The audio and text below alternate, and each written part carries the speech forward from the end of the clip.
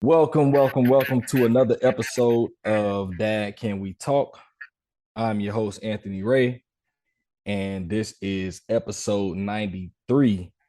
We are 7 episodes away from episode 100. I'm so excited because I have been aiming for this goal for the past 2 years. So we're almost there. And thanks for all of the support for all my listeners out there. So, first thing first, I need for everyone to go to the YouTube channel and subscribe to the podcast at Dad Can We Talk. If you only listen to the audio version of it, you can go to Apple Podcasts or you can go to Spotify and subscribe there. Every subscriber counts, every listen, every view counts. So I appreciate everyone that supports the podcast. And if you just want to find it simply, you can easily just go to dadcanwetalk.com. You'll find all the episodes streaming there. And you'll also find the YouTube channel on the website to make it easy for you. And okay, so one more announcement. I found out last week that I was chosen to be the father of the year for Florida by the Head Start program. So yeah, it's been a pretty big month for me.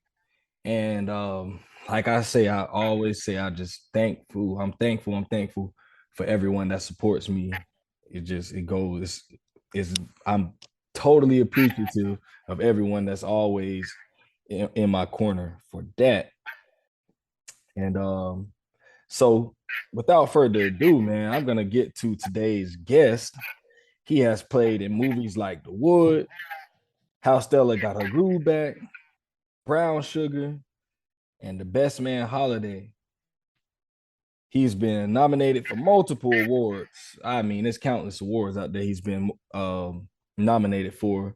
He's won the NAACP Image Awards, the Screen Actors Guild Awards, and done so many great things in his career. But without further ado, man, I want you guys to welcome to Dad Can We Talk, Mr. Taye Diggs. How you doing, my man? Hello. It's good to be here. Thank you for that wonderful introduction, man. I appreciate it. Yes, sir. Yes, sir. Well, we're gonna get right to it, man. So, my first question for you today, I want to know who were your leading male role models in your life as a child? Ooh, that's a good one. I remember Sidney Poitier was somebody my mother. I was very close to my mother, and Wow. she made it her business to make sure that I knew who he was and the movies that he had done and Mhm. his life. I remember she made me read his autobiography at an early age, and then of course um, Denzel. Obviously, Mhm. Yeah. he still continues to uh, to wow and amaze me. Andre Brower, Mhm. watching him in Glory did something for me, and I mean, the list goes on. But you can imagine being a young African American, where we grew up, you're Mhm. automatically drawn to the only black face, and then that black face becomes a role model. So, Definitely. every every black character on every show that I grew up was somewhat of a role model to me. So, fortunately, things have changed at least to a certain degree. But I'm very thankful to those folks. That's some good stuff, man. So, how would you say that those relationships that you had with those men, how would you say that that has now translated over into, your own relationship with your son? Oh wait, were you asking me if they were role models as actors or as fathers? Oh, as like any father figures that you had growing up. Oh, my bad. I thought you said Nope. as actors. Yeah. Oh, my bad. Hey, that, Now, that was a good list, though. That was a really good list. Yeah. uh, uh, uh, well, uh, I was my actual father had passed on. But my stepdad, who raised me, I had a mixed relationship with him, but I tried to take the positive and leave the negative. I'm trying to think. Other than that, yeah, like my mother, my mother Yeah. was uh, was the major just figure on both sides. Wow. And she was a teacher, right? Yes, yes, she That's good. was. That's some My good stuff. mother. Yeah. Okay, yeah, man. Because and I like to ask that question because I just really like to see how men become the men that they become. And I think it has everything to do with the men that we look up to growing up. The men around us.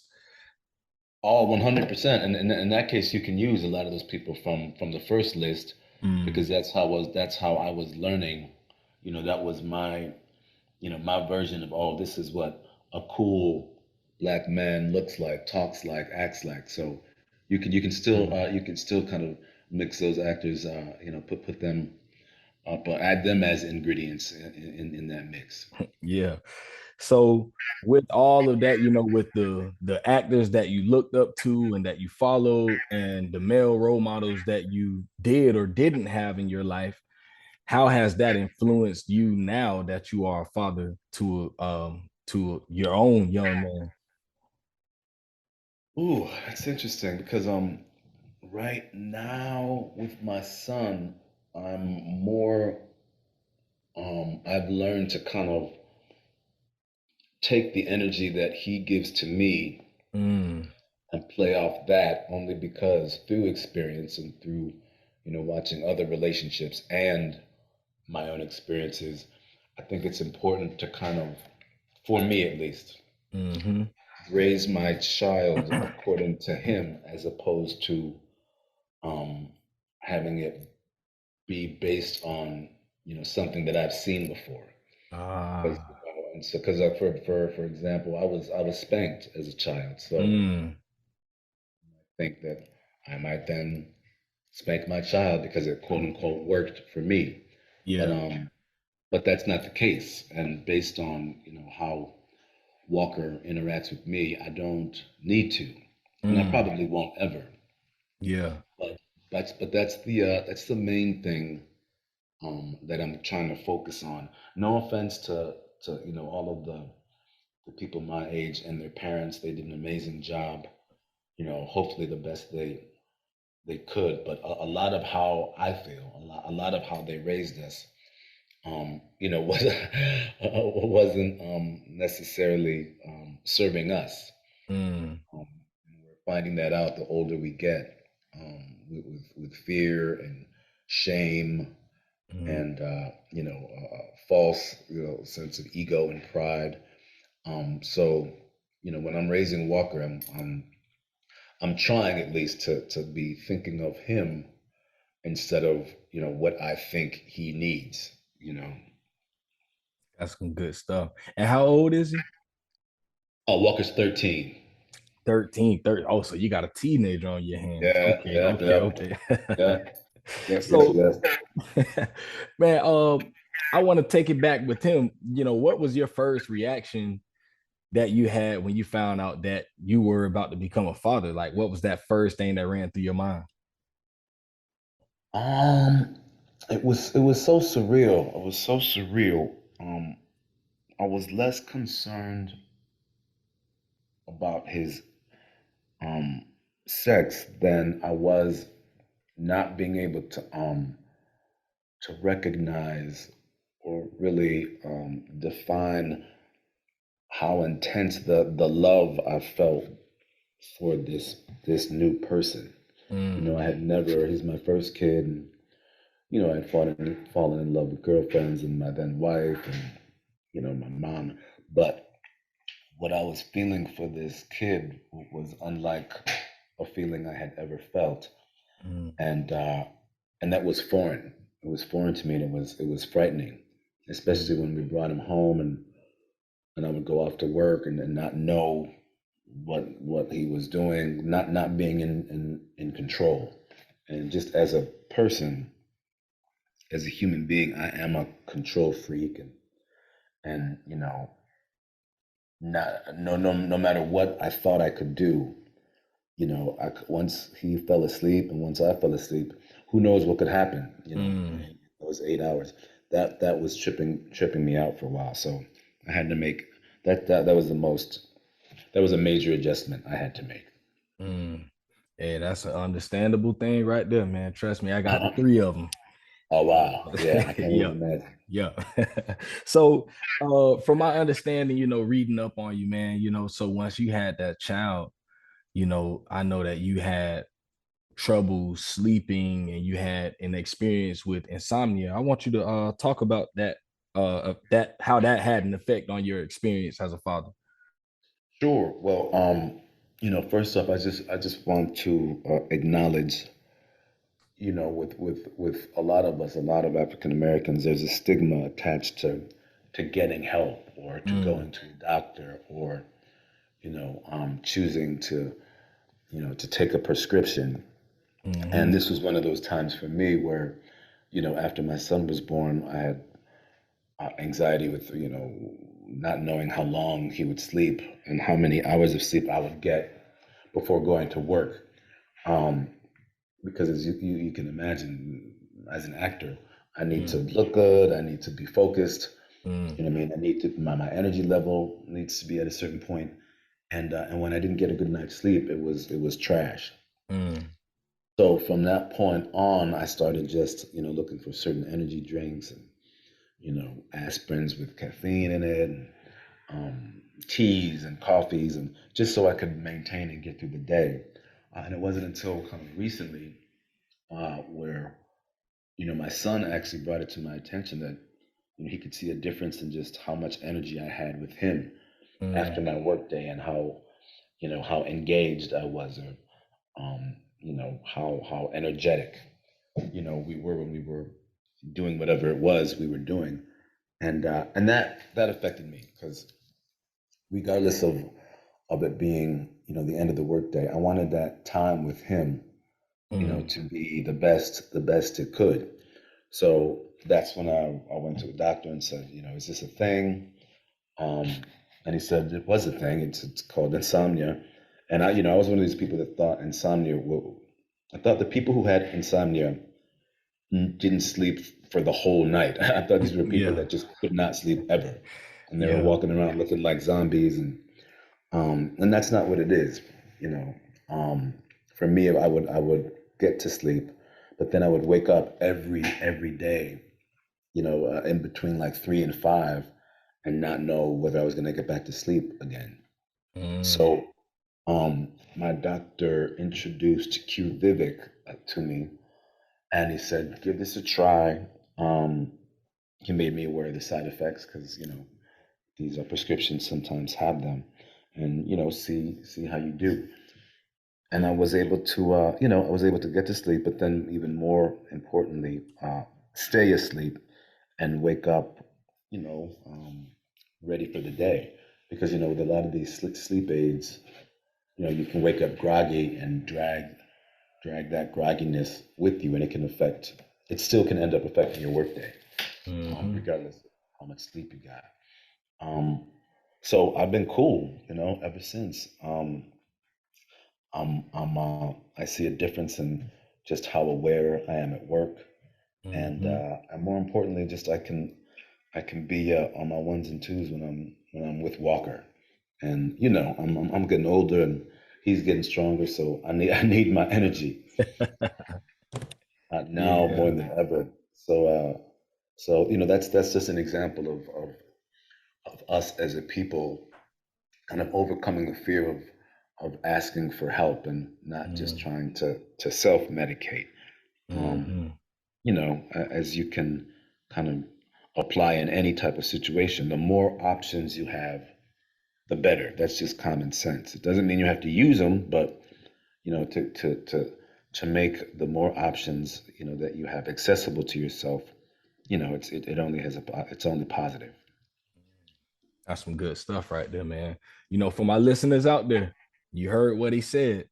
Do not be afraid to ask for help because especially as dads, there's so much pressure that's up that we're always up against. Even pressure from within, that we put on ourselves.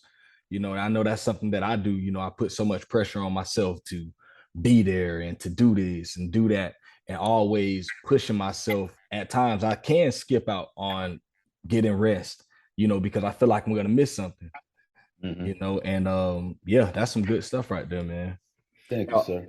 I want you to talk about how do you, with you being an actor, you now a father to a teenager, um, you know, more than sure you got friends and family and just trying to deal with things within your own self. How do you balance work and family and life and all of that stuff? How do you balance all of that? I'm still trying to figure that out. But for me, it's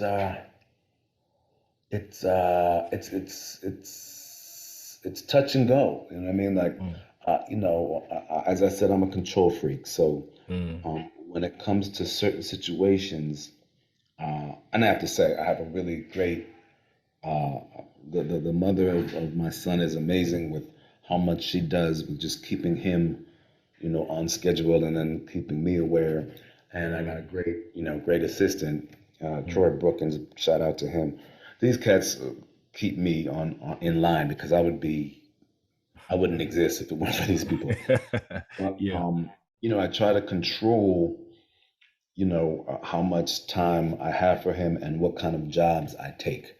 You know what I Mm, mean?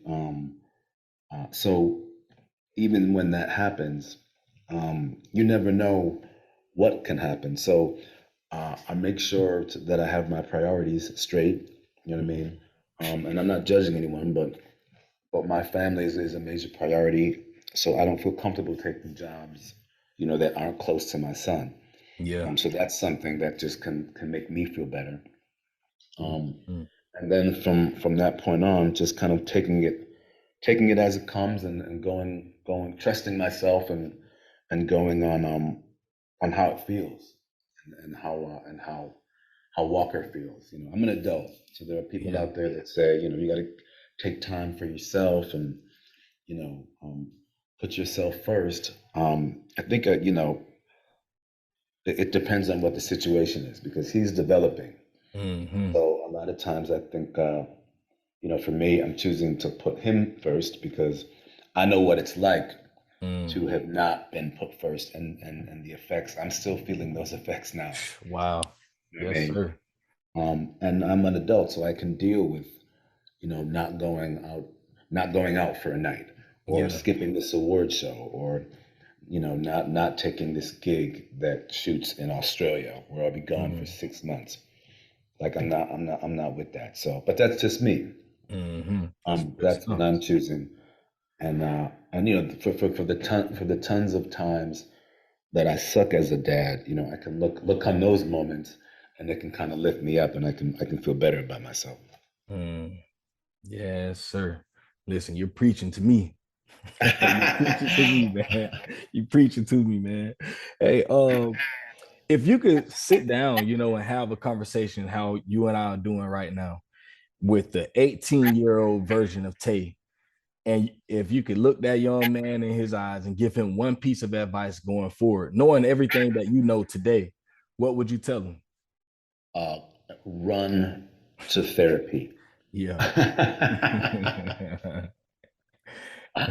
Because 18 was right when I thought I was just learning enough. I thought I was slick. You know what I mean? I thought I knew people.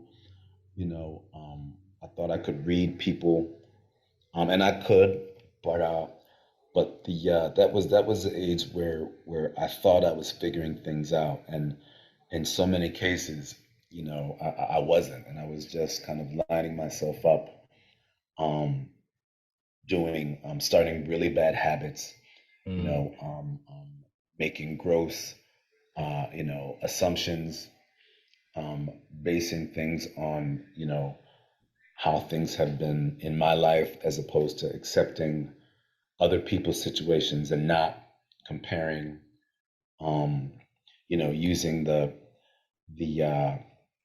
using what had served me, coming from a family where there was trauma, thinking that I knew. what I needed to do to move forward based on the trauma that I had been through, you know, thinking that that was the only way to move towards life in life, so that a lot of my struggles, um, I think could have been, I could have been a lot easier on myself if I had, gone to therapy and had some help with that. Mm. Again, man, you preaching to me. Stop preaching to me. Uh, Yeah. Yeah, man. So my last question here. My last question is if you could give any other advice to dads out there that might listen to this, might hear this, what would you say to them if you could just give them one piece of advice? ooh, oh, you know what I would say? Um, because especially, I think most fathers do this. Um, and a lot of times, in my experience, I see African American fathers, Black fathers.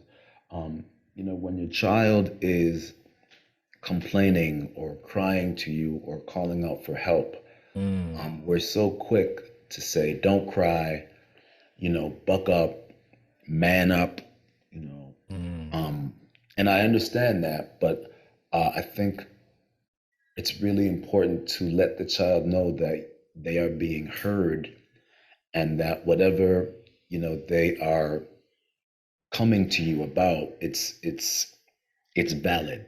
mm, Because that's where kids are learning that they're not important or that they should shut up when they feel a certain way.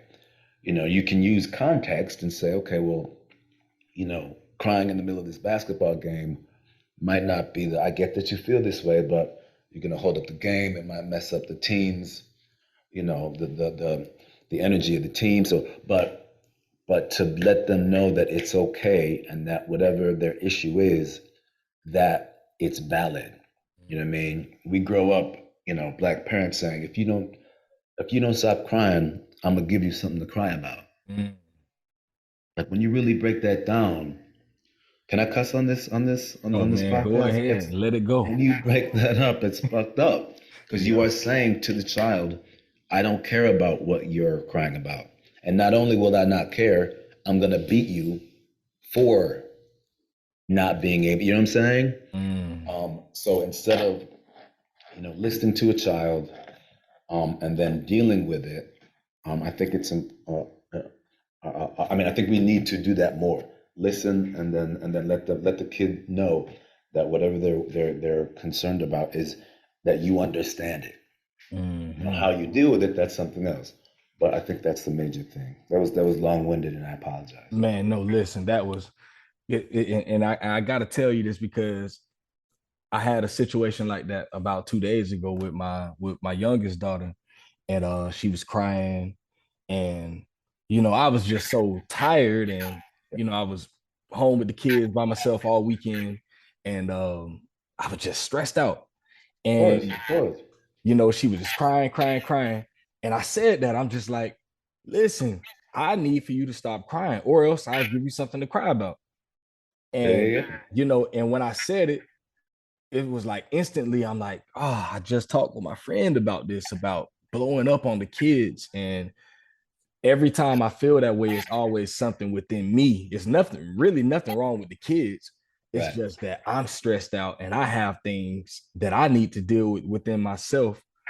And at times, as parents, we'll end up taking it out on the kids when they're just being kids.